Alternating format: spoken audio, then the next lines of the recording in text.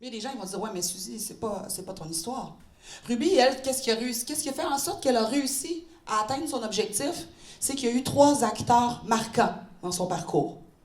Un, sa famille, qui savait que c'était difficile parce qu'elle allait à l'école puis on lui montrait des poupées pendues, on lui montrait des bébés dans des cercueils, on lui lançait des tomates, on l'insultait, elle faisait des cauchemars. Donc la famille, premier acteur.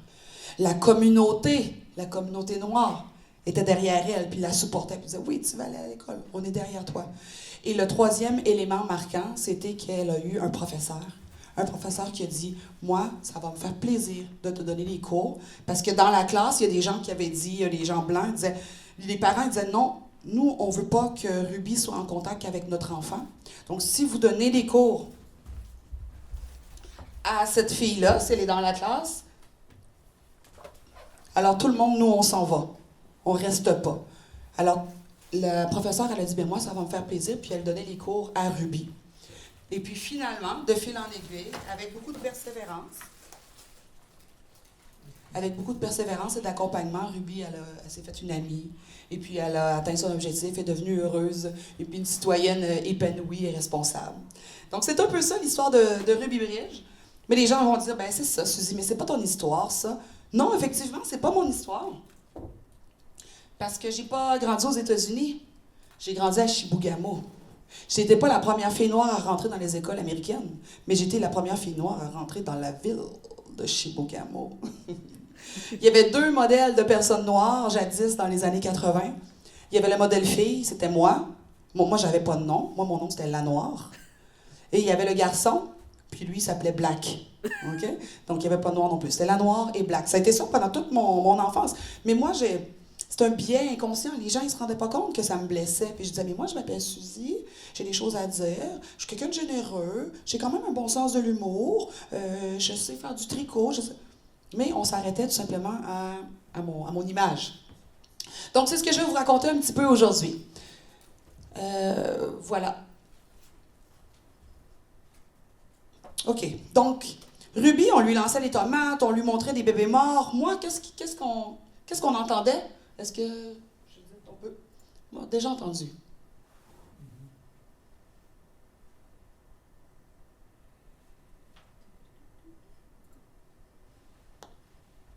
Tu serais plus jolie si t'étais plus pâle. Pourquoi tes cheveux, ils sont pas comme moi? Tu parles pas comme les autres noirs. Oui, toute mon enfance, puis sûrement que les trois autres personnes qui ont cliqué « Je suis adoptée », ils ont sûrement entendu des propos de ce type-là. Hein? Ouais. Mais en fait, c'est d'avancer ensemble, collectivement, c'est d'avancer. Donc, c'est un peu ça le message aujourd'hui.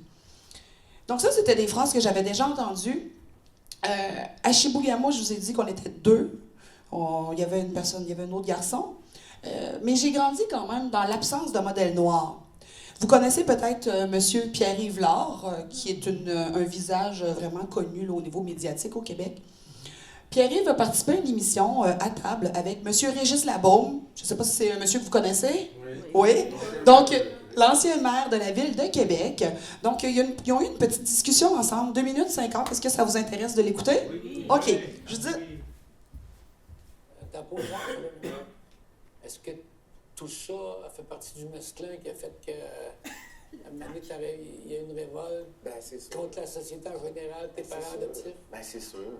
C'est certain. Là, je pense pas que j'étais capable de le dire en mots à cette époque-là, là, à 11-12 ans. Mais je me souviens d'une scène. Là, je le vois comme si c'était un film, mais je me souviens de m'être retrouvé dans la chambre de mes parents. J'avais, je sais pas, peut-être 10 ou 11 ans, puis je pleurais. Puis je me souviens que mon père essayait de me consoler, ma mère aussi. J'essayais de leur expliquer qu'il y a des... Tu sais, que je m'étais fait dire des affaires à l'école, puis il était là, quoi, puis j'étais pas capable de le dire clairement, mais tu sais, je nommais une autre noire à l'école, tu sais. Tu n'étais pas capable de cracher le morceau? Oui, j'étais pas capable de cracher le morceau, puis j'avais pas de grand frère haïtien pour m'expliquer c'est quoi être black puis rentrer au secondaire. J'avais pas de grande sœur ou de tante pour m'expliquer comment me débrouiller puis comment faire ma place dans un milieu où on va vouloir jouer du coude avec moi, où on va vouloir gratter sur ma différence, tu sais. C'est plus tard que je me suis découvert des modèles, des Michael Jordan, des joueurs de baseball, des rappers, des ci, des ça. Je me suis bâti comme une représentativité inspirante à la carte, mais je l'avais juste pas tant autour de moi. Puis j'avais des parents quand même assez stricts. Fait que le fait que j'ai un cadre rigide, en plus d'avoir à vivre une différence, c'était comme trop, là. Ça veut dire que la couleur de ta peau fait de la différence dans ta crise? C'est sûr, c'est certain. J'ai des amis qui reviennent de voyage, puis qui leur traumatisme, c'est « Hey, je suis arrivé à l'aéroport, j'étais le seul blanc. » Je suis comme « Allô? » Je suis j'étais le seul de blanc. Je suis « Allô? » Puis que je suis né, c'est ça. Puis ça fait développer des belles affaires, une affirmation, une solidité, mais une certaine forme de méfiance aussi. C'est quoi, puis ouais? Une tension. Ouais. Je me suis déjà dit, moi, que si j'étais noir à Québec, j'avais 16 ans, il est bien possible que je crisserais le feu d'une coupe de chasse.